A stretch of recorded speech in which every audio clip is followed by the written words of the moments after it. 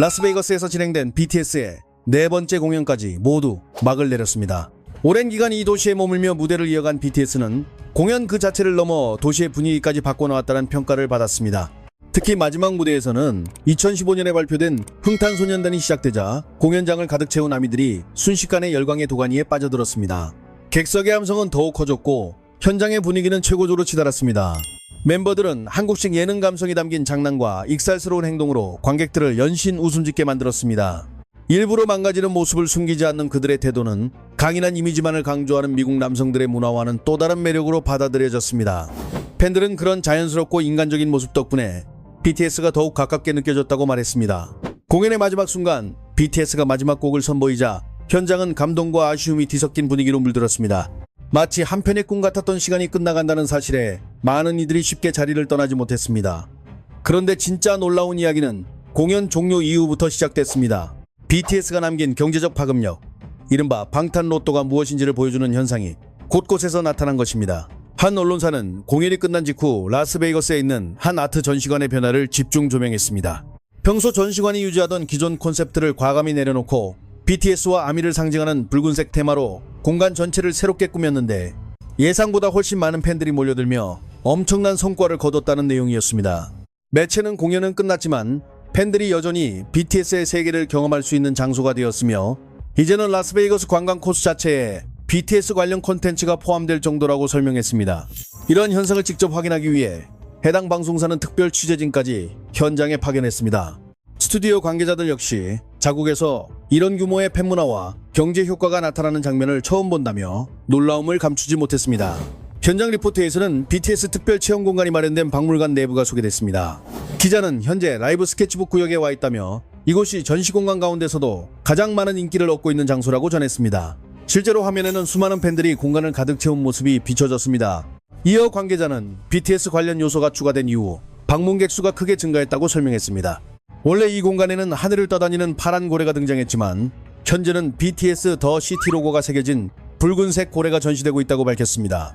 이는 당시 콘서트의 핵심 색상이 붉은색이었기 때문이라고 덧붙였습니다. 기자는 직접 그린 그림도 공개했습니다. 자신은 BTS 사자 캐릭터와 로고를 활용해 작품을 만들었다고 소개했고 카메라 뒤에 있던 동료의 그림도 함께 보여주었습니다. 또 다른 작품을 가리키며 여러 요소가 한데 담겨 있어 더욱 재미있다고 이야기했습니다. 이후 기자는 관계자에게 가장 궁금했던 질문을 던졌습니다. 대체 BTS와의 협업은 어떻게 성사된 것인지 묻자 관계자는 이것이 BTS와 공식적으로 진행된 파트너십이라고 설명하며 그 배경에 대해 이야기를 이어가기 시작했습니다. 관계자는 라스베이거스에 있는 RT 뮤지엄이 BTS 더 시티 행사가 진행되는 기간 동안 즐길 수 있는 사실상 유일한 오프라인 체험 공간이라고 설명했습니다. 또한 이 전시는 매우 특별한 의미를 지니고 있다고 강조했습니다.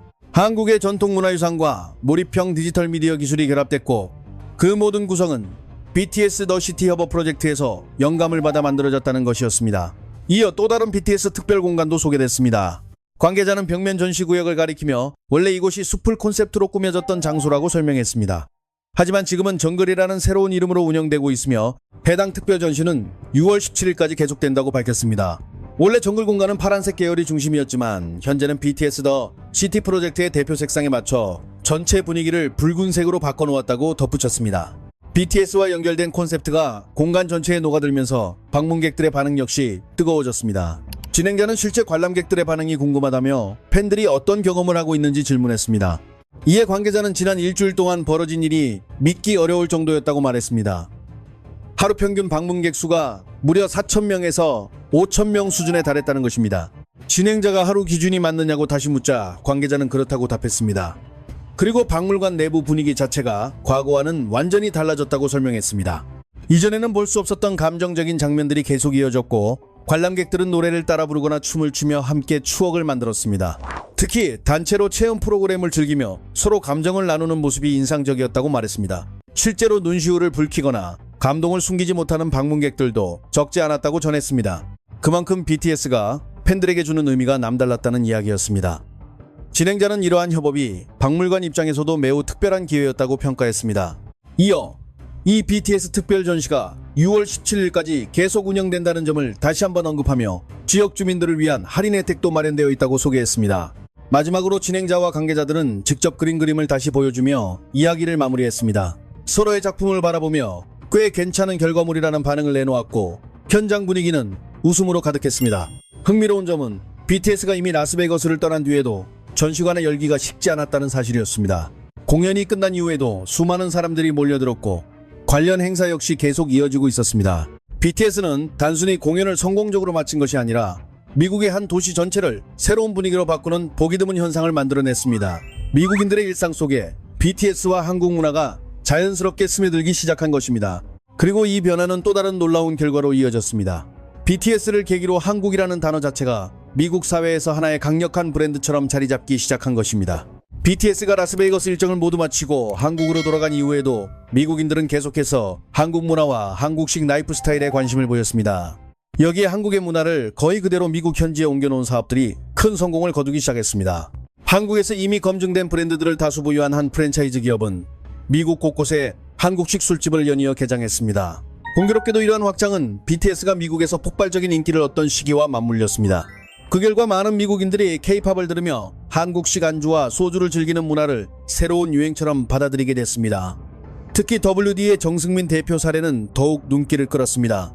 보증금 2천만 원으로 출발했던 작은 가게를 결국 2억 원 규모의 기업으로 성장시켰다고 알려졌습니다.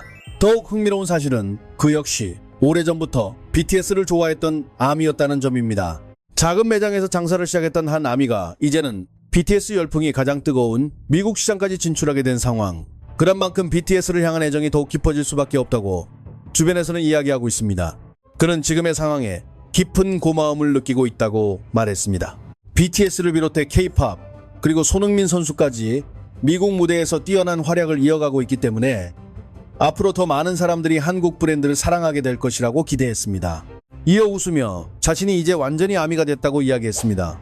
원래도 BTS 팬이었지만 지금은 이전보다 훨씬 더 큰 애정을 갖게 됐다는 것입니다. 마치 한 편의 드라마 같은 이야기였습니다. 뉴욕에 자리한 코리안 이자카야 시설은 미국인들이 즐겨 찾는 대표 명소 가운데 하나로 성장했습니다. 또한 한국에서는 흔히 볼 수 있는 인생 맥주의 미국 매장 주변은 K-팝 팬들이 자연스럽게 모여드는 공간으로 변했습니다.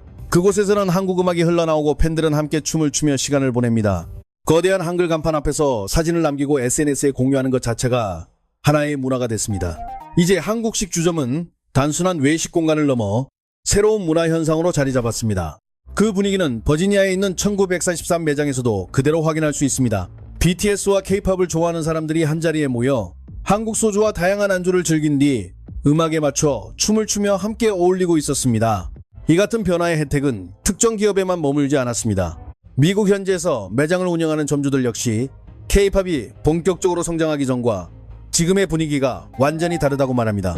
한 점주는 K-컬처가 미국에서 인기를 얻기 시작한 지 대략 10년 정도 된 것으로 기억한다고 설명했습니다. 그리고 BTS가 세계적인 인기를 얻기 시작한 이후부터는 그 열기가 더욱 강해졌다고 전했습니다. 그 결과 한국 문화와 한국 음식에 대한 관심이 크게 증가했습니다. 이제는 한국인 고객뿐 아니라 외국인 손님들까지 먼저 정보를 찾아보고 매장을 방문할 정도가 됐다고 말했습니다. 무엇보다 해외에서 살아가는 교민들은 한국이라는 국가의 위상이 눈에 띄게 높아졌음을 피부로 느끼고 있다고 이야기합니다. 예전과 달리 동양인 이야기가 나오면 먼저 한국인이냐고 묻는 경우가 많아졌고 한국인에 대한 친숙함도 상당히 높아졌다는 것입니다. 생각해보면 BTS가 한국인들에게 안겨준 기쁨은 단순히 음악적 성공만이 아닙니다. 그 영향력은 문화와 이미지 그리고 국가 브랜드의 가치까지 확장되고 있습니다. 이제 미국 사회에서 코리안이라는 단어는 단순히 동양인을 의미하지 않습니다. 미국에서 생활하는 많은 교민들의 이야기를 들어보면 자신을 한국인이라고 더욱 당당하게 소개하게 됐다고 말합니다. 문화의 성공은 결국 한민족의 이미지를 새롭게 만드는 힘이 되기도 합니다. 그리고 지금까지 미국에서 이어지던 그 거대한 흐름은 다시 한국으로 향하기 시작했습니다. 그 이유는 BTS 멤버들이 한국으로 돌아왔기 때문입니다. 라스베이거스에서 4차례 공연을 모두 마친 7멤버는 전원 귀국했고 현재 부산 공연 준비에 집중하고 있습니다. 하지만 이번 준비는 단순히 7명만의 준비가 아니었습니다.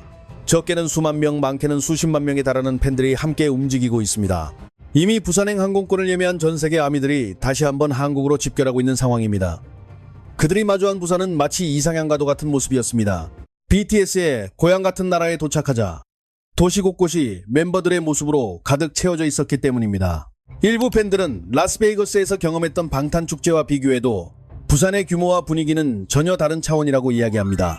해운대에는 Keep Swimming이라는 문구가 크게 설치됐고 도시 전체가 BTS 행사를 맞이할 준비에 들어간 모습이었습니다. 그래서 많은 팬들이 진짜 BTS의 나라에 와 있다는 강한 실감을 느끼고 있다고 전했습니다. 여기에 부산 공연 티켓을 구하지 못한 팬들에게도 새로운 소식이 전해졌습니다. 그 소식이 알려지자 아미들은 또 한 번 빠르게 움직이기 시작했습니다.